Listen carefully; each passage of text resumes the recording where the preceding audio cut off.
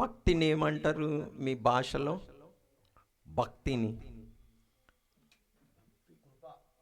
కృప కాదు, భక్తి. భక్తి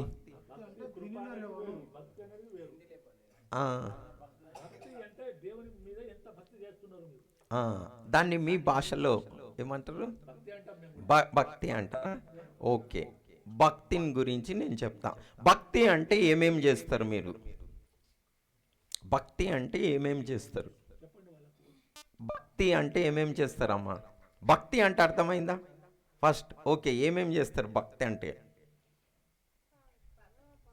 ప్రార్థన చేస్తారు అని పాప చెప్తుంది మీకంటే ముందు. ఓకే అమ్మా.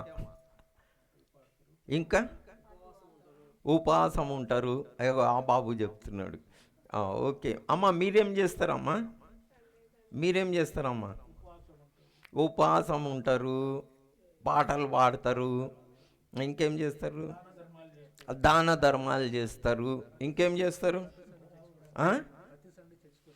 ప్రతి సండే చర్చికి వస్తారంట. ఇంకా అమ్మా, ఇంకా ఏమేం చేస్తారు భక్తి అంటే? సాయంత్రం పొద్దుగాల రాత్రి ప్రార్థన చేస్తాము, ఇవన్నీ చేస్తాం కదా. ఓకే, నేను ఈరోజు మీకు భక్తిని గురించి, భక్తి అంటే ఏమిటి, దేవుని ఒక వాక్యం భక్తిని గురించి ఏం సెలవిస్తూ ఉన్నది, ఏది ఆశీర్వాదకరమైన భక్తి, ఏది ఆశీర్వాదకరమైన భక్తి. ఆశీర్వాదం అంటే అర్థమైందా? ఆశీర్వాదం అంటే మీకమ్మ, ఆశీర్వాదం అంటే ఏమంటారు?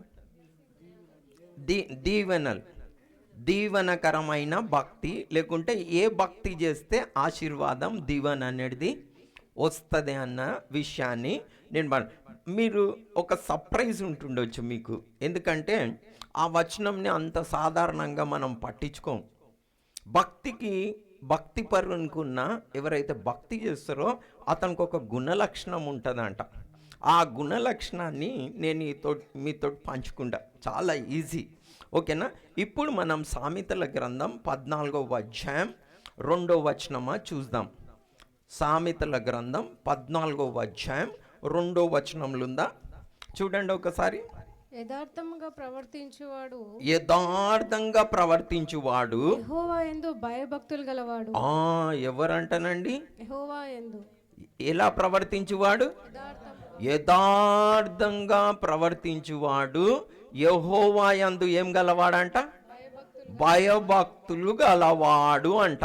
ఎవరు భయభక్తులు గలవాడు? యథార్థంగా ప్రవర్తించువాడు. మళ్ళీ అందరం చెప్దామా? యథార్థంగా ప్రవర్తించువాడు యెహోవా యందు భయభక్తులు కలవాడు అంటా ఉన్నాడు.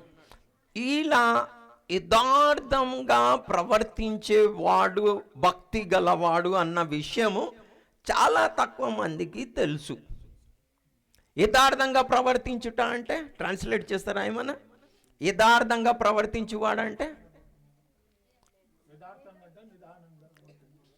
ఉన్నది ఉన్నట్టు ప్రవర్తించేవాడు. నేను ఇప్పుడు నాకు ఉదాహరణకి యథార్థంగా ప్రవర్తించేవాడంటే, నేను ఇప్పుడు అబద్ధాలు చెప్తాను అనుకుందాం. చెప్తే నేనేం యథార్థంగా ప్రవర్తిస్తే ఏం చెప్తా? నేను చెప్తా అని చెప్తా. ఒకవేళ యథార్థతకి ఆపోజిట్ ఏంటంటే, వ్యతిరేక పదం ఏంటంటే నటన. నటన అంటే యాక్టింగ్, నటన. సో నేను యథార్థంగా ప్రవర్తిస్తే ఏం చేస్తా? అబద్ధాలు చెప్తా అని చెప్తా, నేను ఒప్పుకుంటా. లేకపోతే ఏం చేస్తా? నటన చేస్తా, యాక్టింగ్, వేషధారణ. నేను అబద్ధాలాడా, ఏమాడా, చాలా మంచోన్ని అంట. ఓకేనా? యథార్థత అంటే ఏంది? ఉన్నది ఉన్నట్టు ఒప్పుకుంటా. తాకితే తాకుతున్నా అని ఒప్పుకుంటా. దొంగతనం చేస్తే దొంగతనం చేస్తున్నా అని ఒప్పుకుంటా.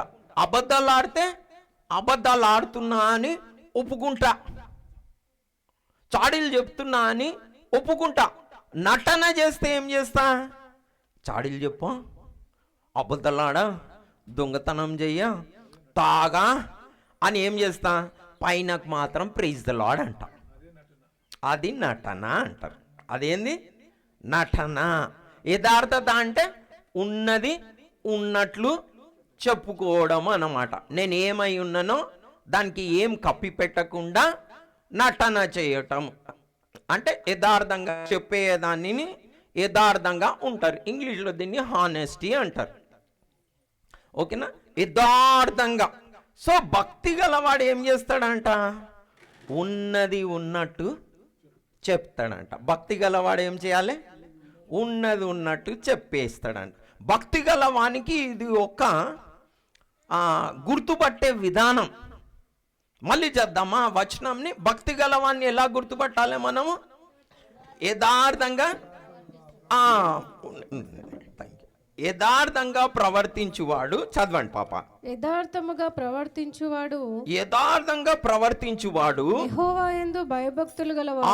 యెహోవా యందు భయభక్తులు గలవాడు. ఈ క్వాలిటీని నేను చాలా తక్కువ మంది చెప్పేది చూసిన అన్నమాట. భయభక్తులు అంటే ఏంది? ప్రార్థన చేయాలి.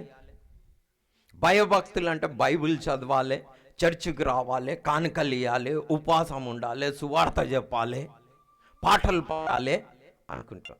కానీ ఇక్కడ ఏం చెప్పబడున్నది?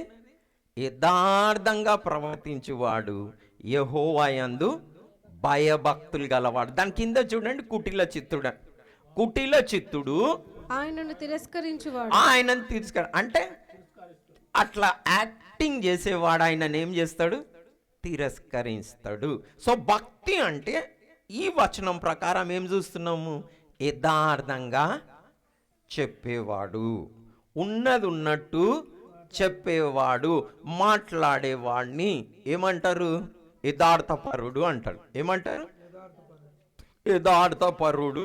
నటన ఏమి చేయడు. సో భయభక్తులు అంటే ఏం మనకు అర్థం కావాలి? నటన చేయొద్దు, ఉన్నది ఉన్నట్లు ఏం చేయాలి? చెప్పాలి. ఇప్పుడు భక్తి అంటే ఏంది?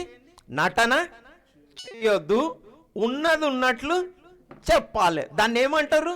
భక్తి. దాన్ని ఏమంటారు? భక్తి. భక్తి. మనం దేవుని దగ్గరకు వస్తే నటన మనము చెయ్యకూడదు. యథార్థంగా ఉంటే అది యెహోవా యందు ఏంది? భయభక్తులు కలవాడు. సో ఈ రోజు నేను మీకు యథార్థత యొక్క శక్తి, ఉన్నది ఉన్నట్లు మనం చెప్తే దాంట్లో ఎంత శక్తి ఉంటుందో యథార్థతలో, ఆ విషయాన్ని నేను ఈరోజు మీతోటి పంచుకుంటా. నటన చేసినాం అనుకోండి, దేవునికి అస్సలు ఇష్టంలే. ఏం చేస్తే ఇష్టంలే? నటన. నటన నటన అంటే యాక్టింగ్ అంటాం కదా మనం. నటన చేస్తే దేవునికి అస్సలు ఇష్టం లేదు. ఉన్నది ఉన్నట్టు ఏం చేయాలి? చెప్పాలి. ఉన్నది. మీకు ఒక భక్తుడు ఉన్నాడు. ఆయనని ఏం వర్ణించాడో తెలుసా దేవుడు? యథార్థపరుడు అని. యథార్థవంతుడు. మీరు ఎవరైనా యథార్థవంతుడైన భక్తి గల వాని పేరు చెప్తారా? యోబా. వెరీ గుడ్, మంచిగా చెప్పారు. యోబ్ స్టోరీ మీకు అందరికీ తెలుసు కదా. ఆయన గురించి ఏం చెప్పబడున్నదో తెలుసా? ఆయన యథార్థవంతుడు అని చెప్పబడ్డది. ఒకసారి చూడండి ఏం చెప్పబడున్నదో యోబుని గురించి. ఆయన దేవుడు ఏమని సాక్ష్యం ఇచ్చాడు ఒకసారి చదవండి. అందుకు యెహోవా నీవు నా సేవకుడైన యోబు సంగతి ఆలోచించితివా? అతడు యథార్థవర్తనుడును న్యాయవంతుడునై దేవుని యందు భయభక్తులు కలిగి చెడుతనమును విసర్జించినవాడు. యథార్థత. ఫస్ట్ క్వాలిటీ ఏమిన్నది? యథార్థ. ఉన్నది ఉన్నట్టు చెప్పేవాడంట. ఎవరు? యోబు. యోబు అంటే మంచి భక్తుడు కదా. అతనుకున్న క్వాలిటీ ఏంది? అతనుకున్న గుణలక్షణం ఏంది? యథార్థంగా ప్రవర్తించేవాడంట. Number 1 quality. దేవుడు ఎంత మంచి సాక్ష్యం ఇస్తా ఉన్నాడు కదా. ఎవరిని కొరకు? యథార్థవంతుని కొరకు. ఎవరైతే ఉన్నది ఉన్నట్టు చెప్పేస్తారో అందులో శక్తి ఉన్నది. నేను ఈరోజు మీకు యథార్థంగా కనుక ప్రవర్తిస్తే ఖచ్చితంగా దేవుడు మిమ్మల్ని ఆశీర్వదిస్తాడు. ఎలా ప్రవర్తిస్తే? యథార్థంగా ప్రవర్తిస్తే. నేను మీకు కొన్ని వచనాలు చెప్పి ఖచ్చితంగా నేను ఒక 5 పాయింట్లు చెప్తా మీకు. ఏంటంటే యథార్థతగా ఉంటే మిమ్మల్ని దేవుడు ఆశీర్వదిస్తాడంట. ఏం చేస్తే? యథార్థంగా ఉంటే. మనం ఆ వచనం చూసుకొని మనం టెస్ట్ చేసుకుందాం. అట్లా యథార్థంగా వచ్చే లాభాలు, ఆశీర్వాదాలు, యథార్థంగా ఉండుట వలన వచ్చే శక్తి ఎంతనో మనం ఈరోజు చూసుకుందాం. ఓకేనా? మొట్టమొదటిగా మనము కీర్తనల గ్రంథము 84వ కీర్తన మనము 12వ వచనం అట్లా చేద్దాం. 10వ వచనమా 11 చేద్దాం. ఓకే. దేవుడైన యెహోవా సూర్యుడును ఉన్నాడు. దేవుడైన యెహోవా సూర్యుడును కేడమునై ఉన్నాడు. యెహోవా కృపయు ఘనతయు అనుగ్రహించును. యథార్థముగా ప్రవర్తించు వారికి, యథార్థంగా ప్రవర్తించు వారికి ఆయన ఏ మేలును చేయక మానడు. ఆయన ఏ మేలును చేయక మానడు. ఎవరికి? యథార్థంగా ఉండే వారికి దేవుడు ఏం చేస్తాడంట? మేలు చేస్తాడంట. యథార్థంగా ఉండే వారికి దేవుడు ఏం చేస్తాడు? మేలు చేస్తాడు. ఖచ్చితంగా దేవుడు యథార్థంగా ఉండే వారికి ఏం చేస్తాడు? మేలు చేస్తాడు. ఆయన సూర్యుడు కేడమంట. సూర్యుడు లేనిది మనం బతకలేం. బతకొచ్చా? ప్రపంచ సైంటిస్ట్ శాస్త్రవేత్తలు ఏమంటారంటే 3 దినాలు కనుక సూర్యుడు ఉదయించకపోతే అంత ఐస్ అయిపోతుంది భూమి. సూర్యుడు లేనిది బ్రతకలేం మనం. సో దేవుడైన యెహోవా మనకి ఏందంట? సూర్యుడును కేడమునై ఉన్నాడు. ఆయన కృపయు ఘనతయు అనుగ్రహిస్తాడు. మన గౌరవం రావాలంటే ఎవరు అనుగ్రహించాలి? దేవుడే అనుగ్రహించాలి అని చెప్పేమంటా ఉన్నాడు. ఆయన యథార్థంగా ప్రవర్తించు వారికి ఏ మేలు కొదవ చేయక మానడు. ఏం చేయాలి? మనమంతా యథార్థంగా ఉండాలి. యథార్థంగా ఉండాలంటే మనము నేను కొన్ని ఉదాహరణలు చెప్తా. ఓకేనా? బైబిల్ ఫస్ట్ స్టోరీ మీ అందరికీ తెలుసు. ఈయనకు ఆశీర్వాదం ఎట్లొచ్చింది అంటే యథార్థంగా చెప్పిండు. ఈయన స్టోరీ యేసుక్రీస్తు ప్రభు చెప్పిన స్టోరీ తప్పిపోయిన కుమారుని స్టోరీ. ఎవరి స్టోరీ? తప్పిపోయిన కుమారుడు ఏం చేసిండు? తండ్రి దగ్గర నా ఆస్తి నాకు ఇచ్చేసేయ్, నేను దూరదేశంలో పోయి చాలా మంచిగా బ్రతుకుతా అన్నాడు.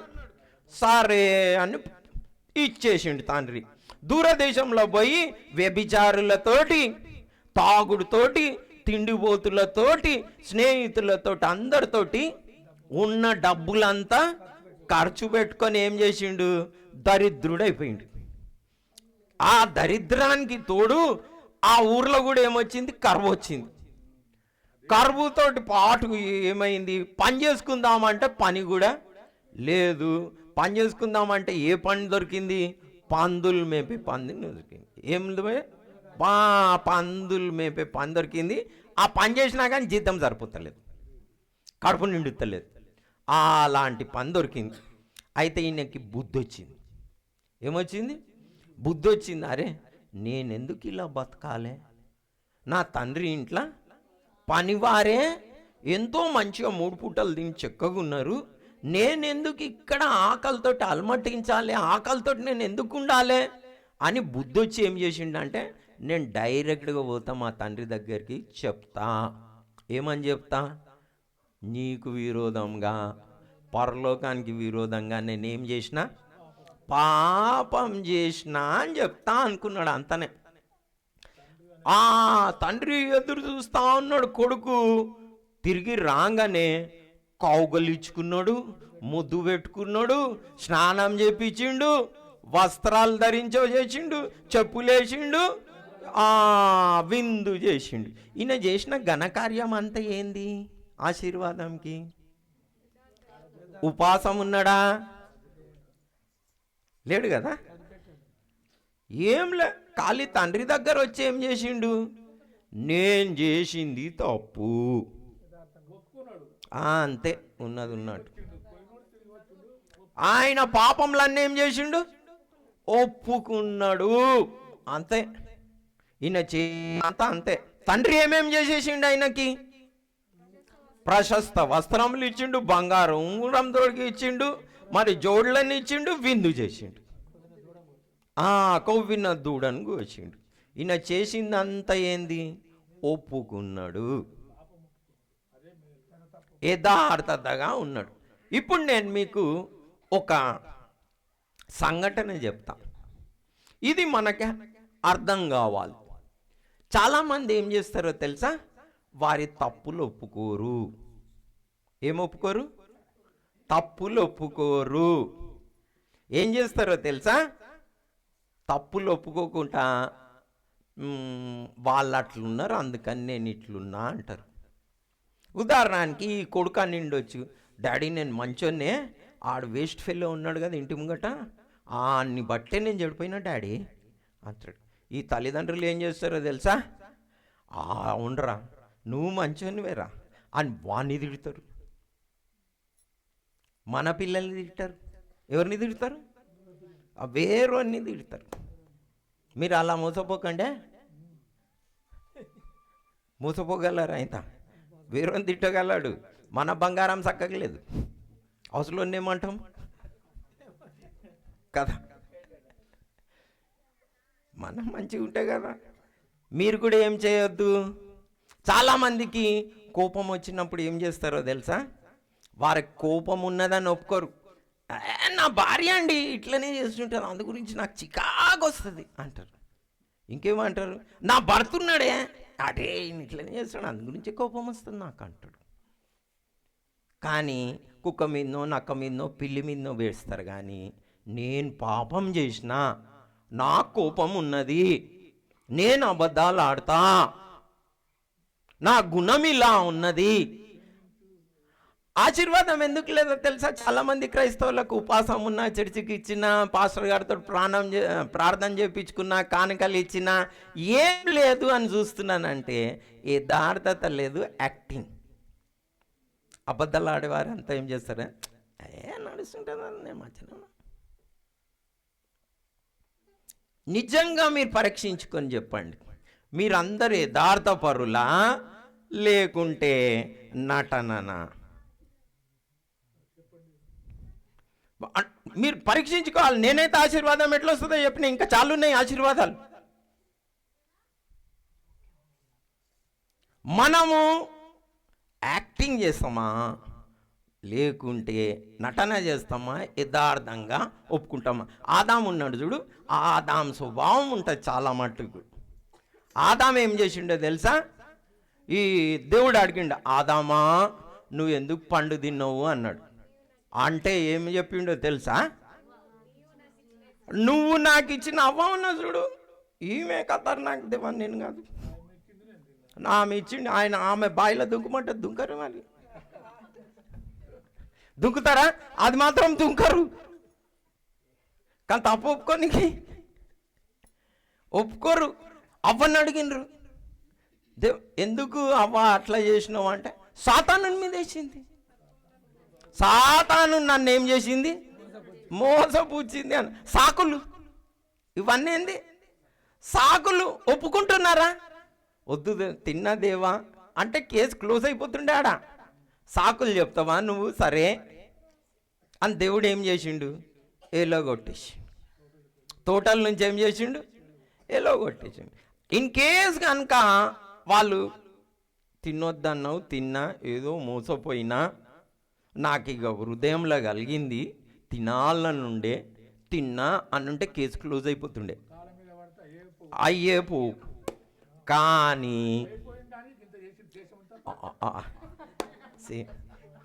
మనమందరం ఎవరం అంటే వాళ్ళ పిల్లలమే.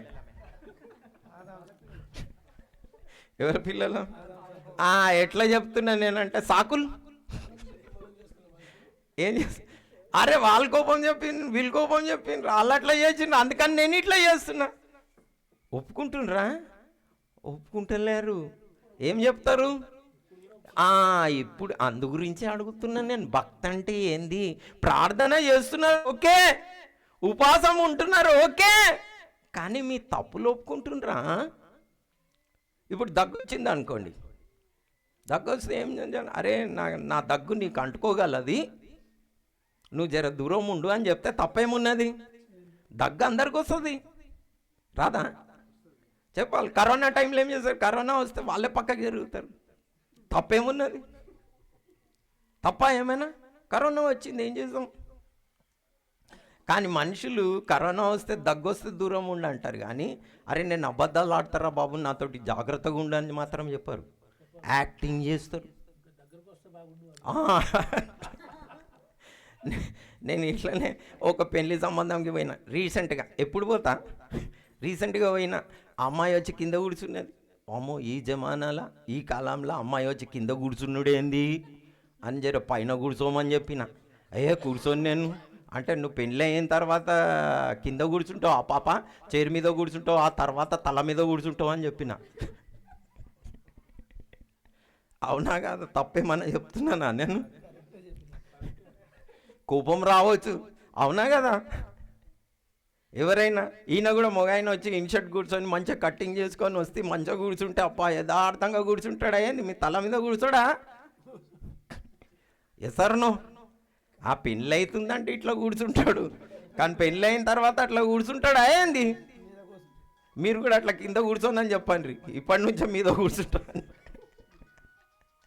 అంటే ఇది ఎందుకు చెప్తా ఉన్నా నేను? నటన. ఇంటర్వ్యూకి పోయేటప్పుడు ఎట్లా పోతారో తెలుసా? కంపెనీలో ఇట్లా పోతాడు, పోయి ఉద్యోగం ఇస్తే చాలని నిలబడతాడు. పోయిన వారం దినాలకు నెల దినాలకి ఆడ అట్లున్నాడు, ఆడ వేస్ట్ ఫెలో ఉన్నాడు అని అందరినీ ఓనర్ని తిట్టుడు, అందరినీ తిట్టుడి. అంటే ఎందుకు చెప్తున్నా? నటన ఎక్కువ మనిషికి. నటన వలన నాశనం అయిపోతున్నాడు. ఎందుకు?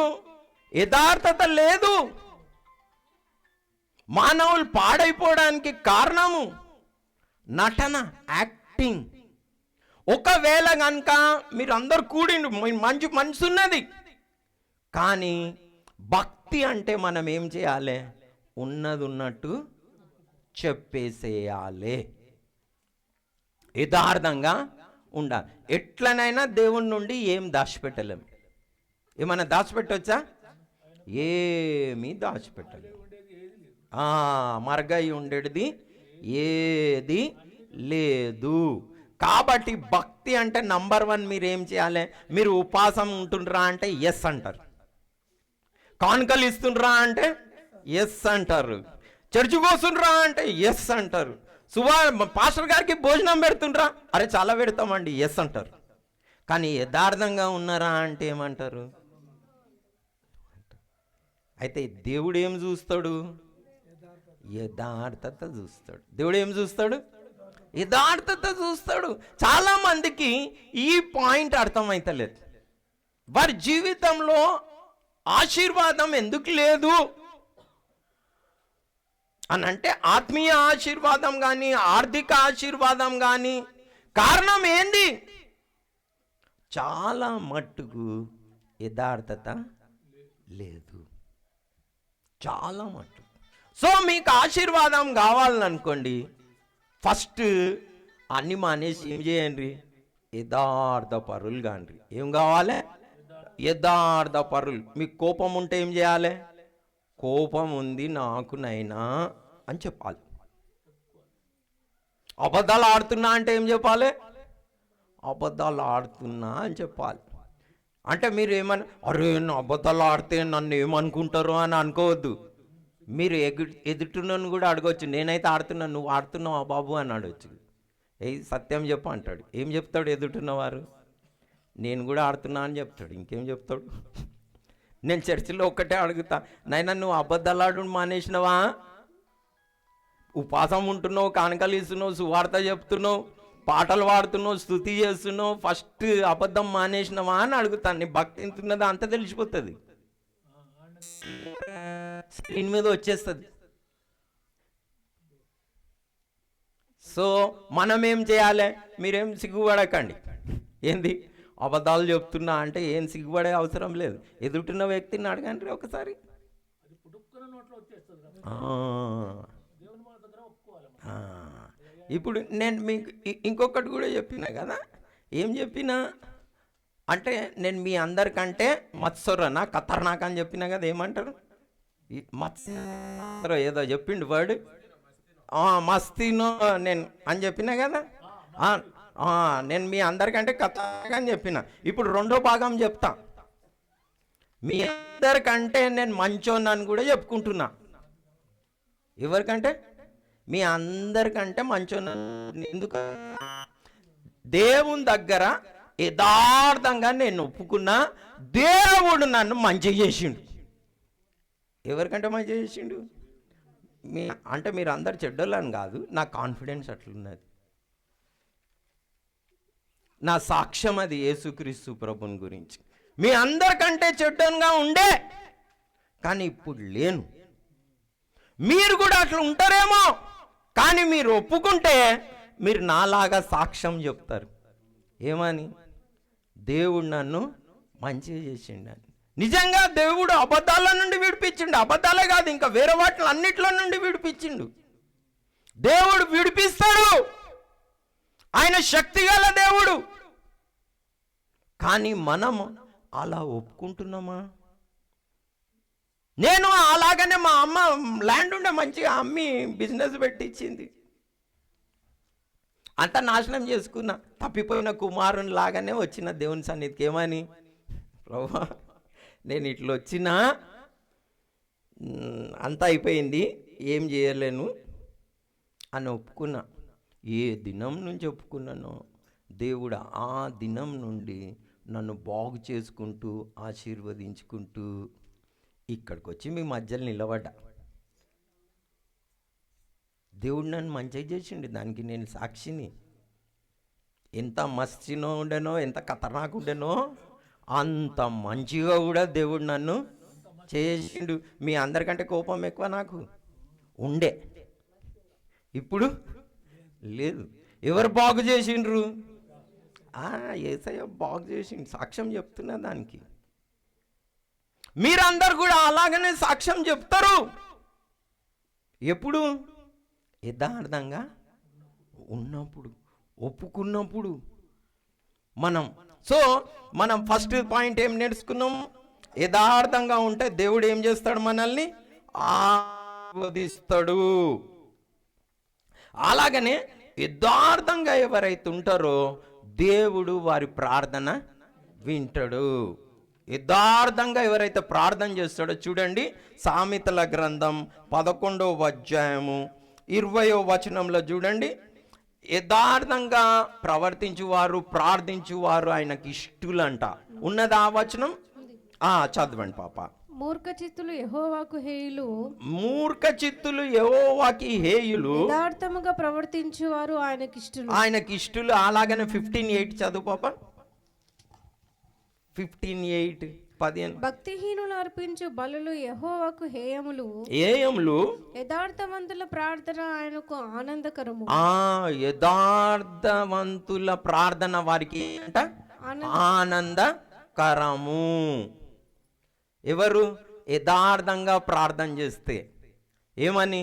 ఉన్నది ఉన్నట్టు ఒప్పుకొని ఎవరైతే ప్రార్థన చేస్తారో దేవునికి ఆనందం. అబ్బా, దేవుడు ఎంత ఆనందిస్తాడంటే, చాలామంది ఏం చేస్తారంటే యథార్థంగా ఒప్పుకోరు. యథార్థత కంటే ఉపాసంని నమ్ముతారు. దేవుడు మన హృదయాలను చూస్తారు. సో యథార్థవంతుల ప్రార్థన ఏందంట? ఆయనకి ఇష్టం, దేవునికి ఇష్టం అంట. ఇది ఏం చేస్తే? యథార్థంగా ప్రార్థన చేస్తే, ఉన్నది ఉన్నట్టు ప్రార్థన చేస్తే, ఉన్నది ఉన్నట్టు చెప్పేస్తే దేవునికి ఇష్టం అంట ఈ ప్రార్థన. మీరు అనుకోవచ్చు, నేను అలానే చెప్తున్నానా సామెతలు? లేలే, యేసుక్రీస్తు ప్రభు ఒక ఉపమానం చెప్పాడు. నేను నిజంగా మీరు ఆ ఉపమానం ఎన్నోసార్లు చదివిండొచ్చు, 100 సార్లు. ఉపవాసం కంటే, దశల భాగాల కంటే శ్రేష్టమైన ప్రార్థన ఏదో తెలుసా? యథార్థమైన ప్రార్థన. ఏది? యథార్థ. ఎవరు చెప్పిండ్రు? యేసుక్రీస్తు ప్రభు చెప్పిండు. లేకపోతే నేను కనుక ఉపవాసం కంటే శ్రేష్టం యథార్థత అంటే నన్ను చాలా చర్చిల నుంచి ఎల్లగొట్టేస్తారు.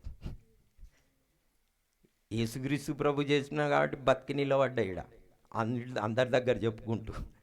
ఆ ఉపమానం చెప్తాను నేను మీకు అందరికీ తెలుసు, హా అంటారు అంతనే. పరిసేయుడు సుంకరి ఏం చేసిండ్రంట, ప్రార్థన చేయడానికి మందిరానికి పోయిండు. పరిసేయుడు నిలబడేమన్నాడు, నేను వారానికి 2 దినాలు ఉపవాసం ఉంటా, మరి నా ఆశ అంతట్లో దశం భాగము ఇస్తా. ఈ దొంగలాగా కాదు, నేను సుంకర్లాగా కాదు అని ప్రార్థన చేసిండు. దేవుడు ఏం చేసిండు, పెద్ద 0 వేసిండు దానికి. ఏం చేసిండు, 0 మార్క్స్.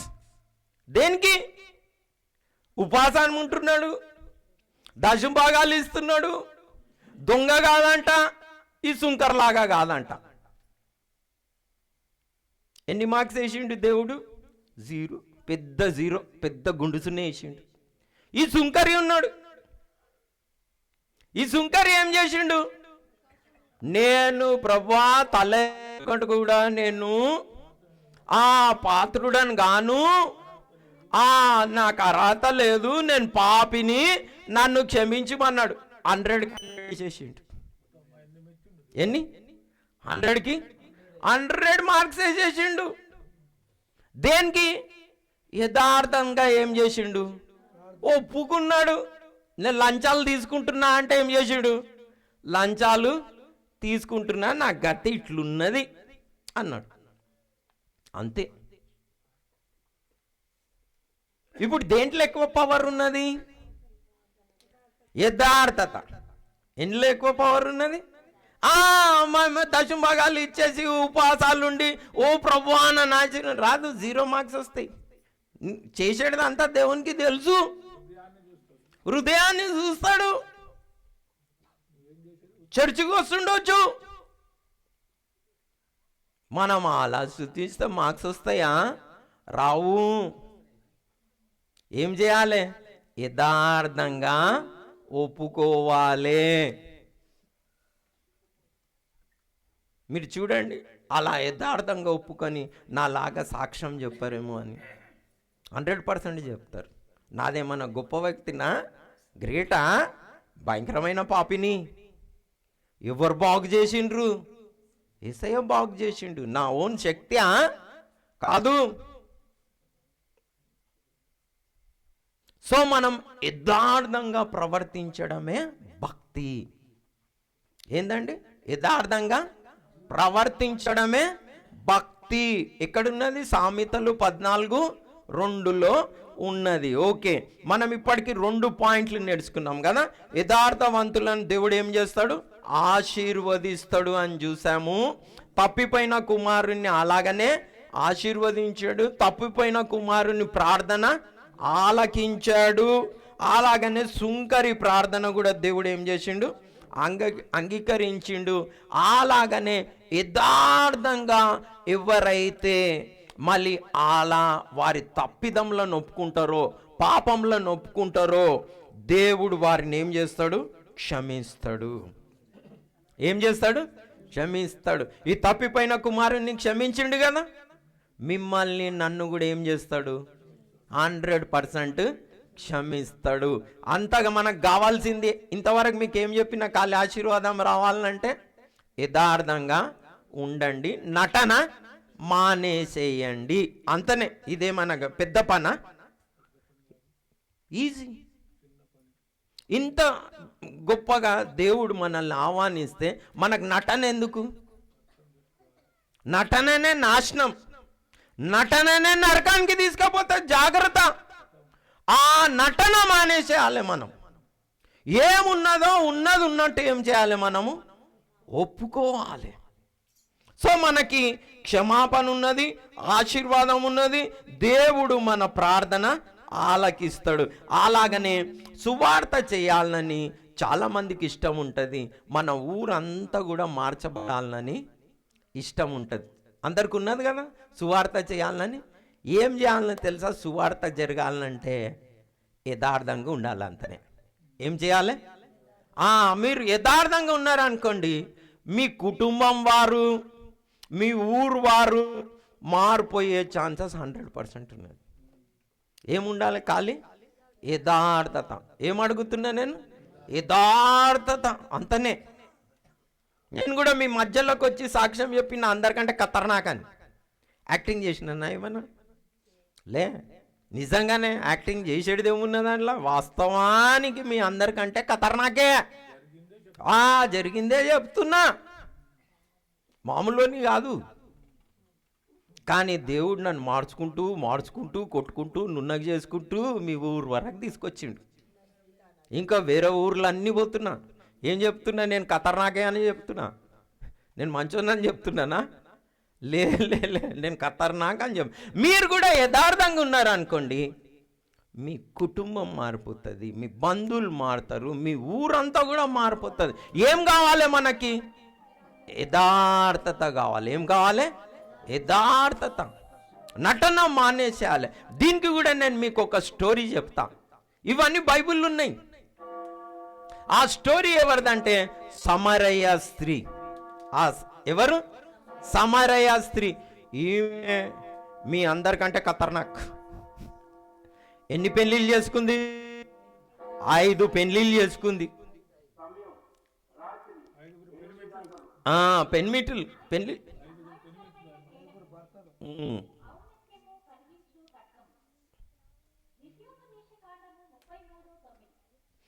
ఓకే. సో ఈ సమరయ స్త్రీకి ఎంతమంది భర్తలు? 5 మంది భర్తలు ప్లస్ 5 అని 6 ఆయనతో ఉన్నది. ఈమెకి ఏం చేసింది? ఊరిలో ముఖం లేదు, ఒంటరిగా అందరు వండుకునే పని చేసుకునే టైంలో పని చేసుకొని ఈమె మధ్యాహ్నం కాలంలో బావి దగ్గరికి పోయింది. మధ్యాహ్నం కాలంలో ఎందుకు పోయింది? పొద్దున్నుంటే అందరు ఉంటారు, ముఖం లేదు, మధ్యాహ్నం టైంలో ఉన్నది. కానీ యేసుక్రీస్తు ప్రభు ఆ సమరయ స్త్రీతో మాట్లాడడానికి ఆ బావి దగ్గరికే పోయాడు. అమ్మా నాకు నీళ్ళు అని అడిగాడు. అరే నువ్వు యూదునివి, మేము అంటరాని వాళ్ళము, ఎట్లా నువ్వు నీళ్ళు అడుగుతున్నావు అంటే యేసుక్రీస్తు ప్రభు అన్నాడు, అమ్మా నీతో మాట్లాడేవారు ఎవరో, ఆయన నువ్వు జీవజలంలో అడుగుతావు, ఆయన నీకు ఇస్తాడు తెలుసా అన్నది. అయితే నాకు ఇయ్యి అన్నది. అంటే యేసుక్రీస్తు ప్రభు ఏమన్నాడు? పోయి నీ భర్తను తీసుకొని రా అన్నాడు. అంతనే. ఈమె ఉన్నది ఉన్నట్టు చెప్పింది, నాకు భర్త లేదు. ఈమె ఏం చెప్పింది? అయ్యా నాకు ఒక భర్త ఉన్నాడని ఈ 6 ఆయనని తీసుకోపోవచ్చా లేదా? నటన చేస్తే ఏం చేస్తాము? తోలుకొని వచ్చి మంచిగా నిలబడి అంటుండే, అమ్మా ఈయన 6వ కేసు అని చెప్తుండే దేవుడు. అట్లా తీసుకొచ్చిండుంటే లేడమ్మా అన్నది. ఉన్నది ఉన్నట్టు చెప్పేసిండు. 5 ఉండే అమ్మా 6వ వాడిని భర్త కాదు అని చెప్పేసింది. దండం పెడుతున్నా నీకు అన్నది. ఉన్నదంతా చెప్పేసి అంతా ఏం చేసింది? ఈమె యథార్థంగా ప్రవర్తించింది. ఇప్పుడు ఏం చేసిందో తెలుసా? ఊరికి పోయి నేను చేసిన కథలన్నీ చెప్పేసిండు ఈయన అన్నది. అంతా ఏం చేసింది? నేను చేసిన కథలన్నీ చెప్పేసిండు, స్టోరీస్ అన్నీ చెప్పేసిండు. అంటే 5 పెళ్ళిళ్ళు చేసుకున్నా అని చెప్పేసిండు. ఉన్న ఆయన భర్త కాదని కూడా చెప్పేసిండు. ఈయన మెస్సయ్య వచ్చి చూడండి అన్నది. ఉన్నది ఉన్నట్టు ఒప్పుకున్నది. ఏమైంది? 5 పెళ్ళిళ్ళు చేసుకున్నా నేను అని చెప్పింది. ఊర్లో అంతా తెలియదా? అయింది తెలుసు. అయినా కానీ ధైర్యంగా పోయి ఏం చేసింది?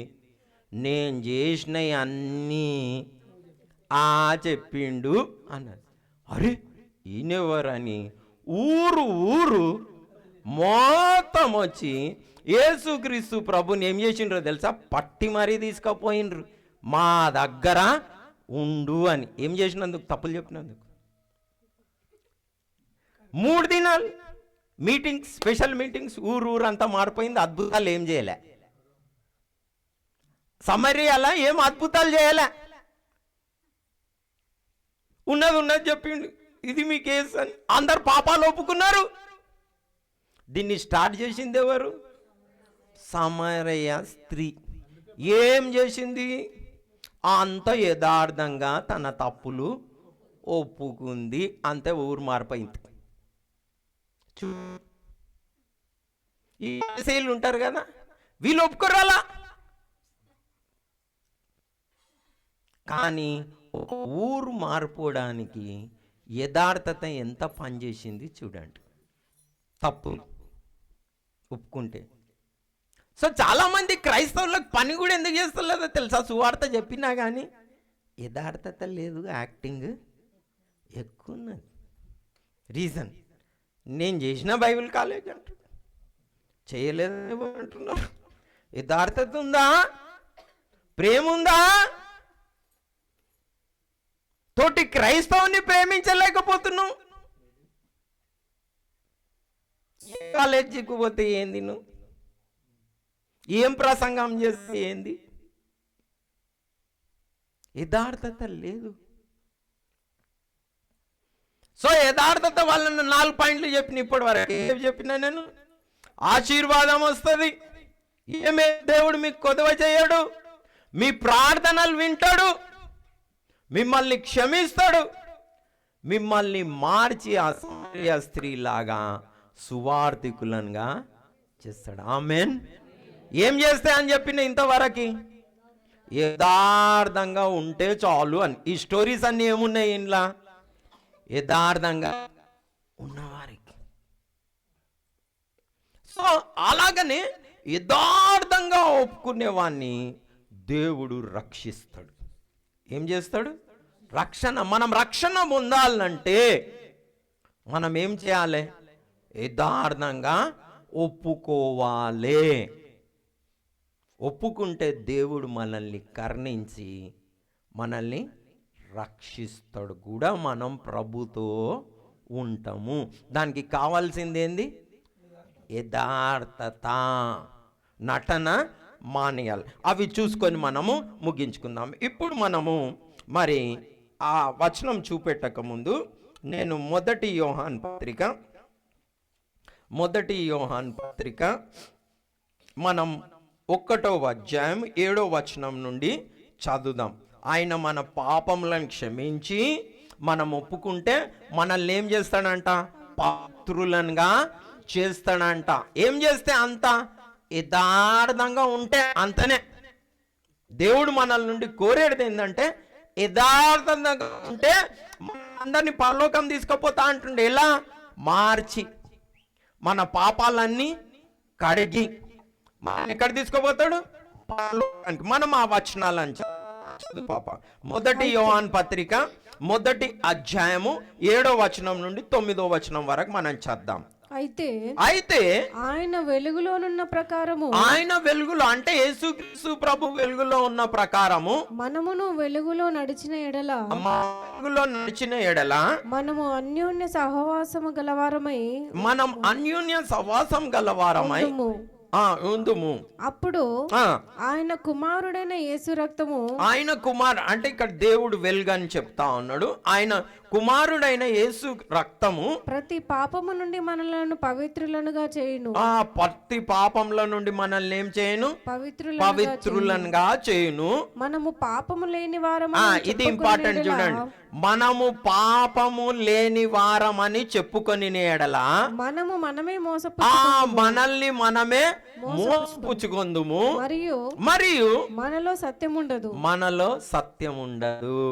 ఇక్కడ ఏం చెప్తా ఉన్నాడంటే మనం ఒకవేళ పాపం చేయలేదు, మంచి వాళ్ళం అనుకుంటే మనల్ని మనం ఏం చేసుకుంటాము? మోసపరుచుకుంటాము. ఏమంటే నేను మంచోన్ని అంటే నిజంగా మంచోళ్ళమా? కాదు. ఖాళీ మనం వానికంటే వీనికంటే మంచోళ్ళు అంటాం, కానీ వాస్తవానికి ఒక్క ఏరియాలో మనం మంచిగా ఉండవచ్చు. ఇప్పుడు నేను చూస్తున్నా, దయచేసి స్త్రీలైన వారు బాధపడొద్దు, అందుకని చెప్తున్నా, ఓకేనా? మరి ఏమైనా అనుకోగలరు నన్ను? లేదు, నేనైతే ముందుగానే చెప్తా కదా, స్త్రీ అయితే నా భార్యనైతే ఒక్కటే బొక్క నాది, మిగిలినవన్నీ నా ఈ ఖతర్నాక్ బుక్కలు ఉన్నాయి, ఓకేనా? కాబట్టి నేను సత్యం ఒప్పుకుంటున్నా, నేను మా భార్య కంటే ఖతర్నాక్. ఎందుకంటే ఆమెను ఒక్క బొక్క తీసేది వేసిండు, ఒక్క ఎంకని, మిగిలినవన్నీ నాలో పట్టినే ఉన్నాయి. ఓకేనా? సో మీరేం బాధపడక. అంటే నేను చూసిన నిజంగా కొందరికి తాగే అలవాటు ఉంటుంది, తాగుతున్నారు, తప్పు, 100కి 100% తప్పు. ఆడోళ్ళు కాదు, మొగోళ్ళని గురించి మాట్లాడతారు.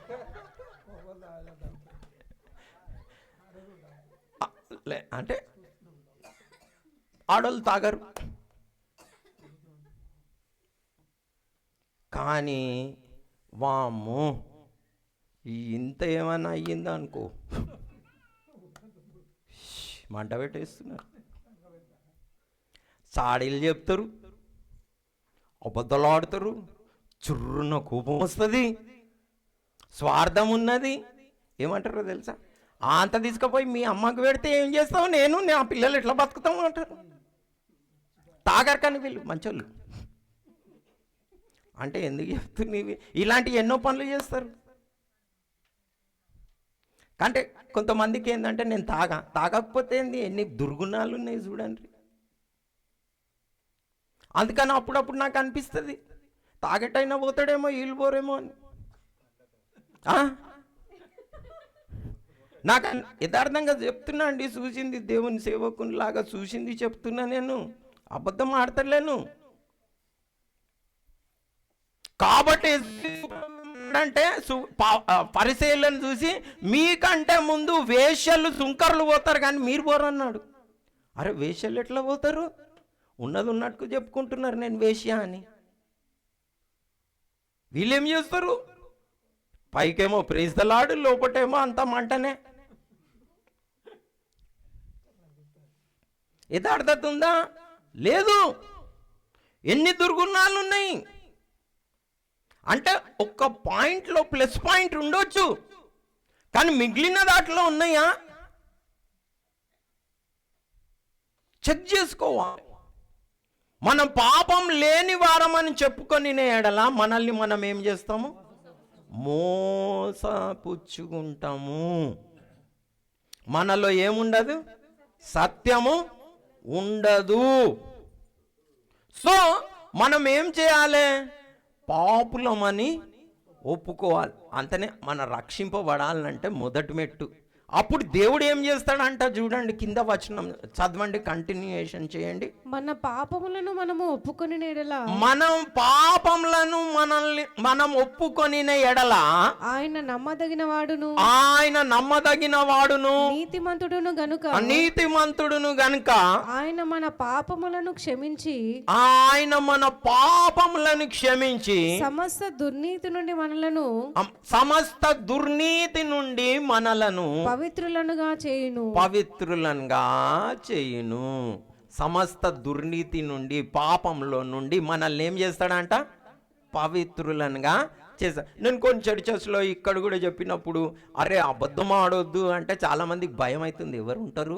ఎట్లా ఆడకుంటుంటా? ఎట్లా పోతుంది కోపము? ఎట్లా పోతుంది స్వార్థము? ఎట్లా పోతుంది అసూయ, ద్వేషము అనుకుంటా ఉన్నారు. లేదు, డాక్టర్ దగ్గర పోయినప్పుడు ఏం చెప్పాలి? అరే బాబు నీ లివర్ ఎందుకు పాడైంది, తాగుతావా? ఏం చేయాలి? మస్తు తాగుతుంది డాక్టర్, ఏం చేయాలి? మరి తాగుతావు, లివర్ పాడవుతుంది కదా అంటాడు. అవును పాడయ్యే వచ్చినాయ్యా అని చెప్పాలి. ఏం చెప్తావు? తాగలే నేను, ఎందుకు పాడైందో అంటే ఇంకొక మంది ఇస్తాడు, తొందరగా పోతావు కదా. అసలు అది అంటారు కానీ మందు అది ఇయ్యాడు, వేరేది ఇంకొకటి ఇస్తాడు. ఈయన తాగలేదని తొందరగా పోతాడు. ఏం చెప్పాలి డాక్టర్ దగ్గర పోయినప్పుడు? ఉన్నది ఉన్నట్టు చెప్పాలి. మళ్ళీ యేసయ్య డాక్టర్ దగ్గర పోయినప్పుడు ఏం చెప్పాలి? కోపం ఉందంటే అయ్యా ఉన్నది, వచ్చినా బర్వాదైనా నాశనమైనా ఇవన్నీ ఉన్నాయి అన్నావు అనుకో, నీకేం చేస్తాడు? మంచి ఔషధం ఇచ్చి నిన్ను గడిగి శుద్ధీకరించి మంచిగా చేసి పంపిస్తాడు. ఆమేన్. అక్కడ పోయి నేను చేయలేదు అంటే ఏమవుతుంది? ఏం కాదు. సాకులు వేయొద్దు. సాకులు చేసే పని ఏదైతే ఉన్నదో దయ్యం చేస్తాడు.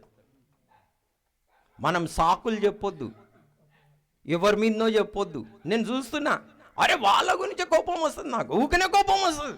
వాళ్ళే తెప్పిస్తారు కోపం. వాళ్ళు తెప్పిస్తే నీకు వాళ్ళ దగ్గర ఉందా? ఏదో పాతాళ భైరవి స్టైల్లా ఆయన ప్రాణం ఎక్కడో ఉంటుందంట కదా. ఆయన తెప్పిస్తే నువ్వెందుకు తెచ్చేస్తాడు? ఆయన గోతిలో పడమంటే నువ్వు పడతావా? పడొద్దు. నాకు ఎవరి దగ్గర ఉండాలి? నా కంట్రోల్లో ఉండాలి. అవునా కదా? ఎస్ఆర్ను ఇప్పటి నుంచి ఎవరైనా మీరు కోపం వచ్చింది అనుకో, ఆయన మీద, కుక్క మీద, నక్క మీద పెడతారా? పెట్టొద్దు. పెడతారా? పెడితే బాగారు నాకున్నది కోపము అని చెప్పాలి. ఏం చెప్పాలి? నాకున్నది, నేను మ్యానుఫ్యాక్చరింగ్ డిఫాల్ట్ ఇట్లా అని చెప్పాలి. నేను అట్లనే చెప్పుకొని బాగైనా ప్రభుకు తెలియదు. అదే చెప్పిన, మీ అందరికంటే ఖతర్నాక్, కానీ మీ అందరికంటే మంచోన్నని కూడా చెప్తున్నా ధైర్యంగా. ఎందుకు? ప్రభు నన్ను బాగు చేశాడు కాబట్టి చెప్తున్నా నేను. ఆమేన్. మిమ్మల్ని అందరినీ కూడా బాగు చేస్తాడు. నేను ఒప్పుకున్నా. మన పాపములను కనుక మనం ఒప్పుకుంటే ఆయన ప్రతి దుర్నీతిలో నుండి మనల్ని కడిగి ఏం చేస్తాడంట? పవిత్రులనుగా చేస్తాడు. దానికి నేను సాక్షిని. ధైర్యంగా చెప్తున్నా, దానికి నేను సాక్షిని. ప్రభు నన్ను బాగు చేసిండు, ప్రభు నన్ను ఆశీర్వదించిండు. చాలా మంది సేవకి ఏడికి పోయినా డబ్బులు తీసుకోకపోతే ఇలా డబ్బేడు నుంచి వస్తుంది అన్నది ఒక పుకారైపోయింది. ఏం లేదు, ప్రభు నన్ను బాగు చేసిండు, డబ్బు నాకు ఇంపార్టెంట్ కాదు, ప్రభు నాకు నేర్పించిండు పుచ్చుకుంటున్న కంటే ఇచ్చుట ధన్యమని నాకు నేర్పించిండు, ఇస్తున్నా. ఉన్న దాంట్లో మీతో మంచిగానే చెప్తున్నా, ఉన్నదాన్ని అమ్ముకొని ఇస్తలేను, కొంచెమే ఇస్తున్నా, కొంచెం దాంట్లోనే సేవ చేస్తున్నా. కానీ ఆ ఆశ పోయింది. ప్రభు చెప్పిండు అలానే చేయమన్నాడు. ఉచితంగా పొందుకున్నావు, ఉచితంగా ఇమ్మన్నాడు. ఉచితంగా పొందుకున్నా, ఉచితంగా ఇస్తున్నా. పుచ్చుకొనుట కంటే ఇచ్చుట ధన్యం. ఇవ్వుడి మీకు ఇస్తా అన్నాడు. ఇస్తున్నా, దేవుడు నాకు ఇస్తున్నాడు. ఆమేన్. ఇస్తాడు మీకు కూడా. తీసుకుపోయి ఏం చెప్పాలి? ఎన్నున్నాయి? 5 రొట్టెలు 2 చేపలే ఉన్నాయి అనాలి. ఆశీర్వదిస్తే 5,000 మందికి పంచుతాడు. నా జీతం ఎంత? 25,000. అందులోనే ప్రభు నా దగ్గర ఉన్నది ఇంత, ఆశీర్వదిస్తే నేను పోయి మరి ఖర్చు పెట్టుకొని వస్తుంది దేవా అంటే నాలాంటి 4 యవ్వనస్తులు ఇక అంతా కూర్చుంది కదా, ప్రియాంక, మోని, మేమందరం పనిచేసుకుంటాం. దేవుడు ఆశీర్వదిస్తున్నాడు. దేవుడు చెప్పినట్టు చేస్తున్నాం.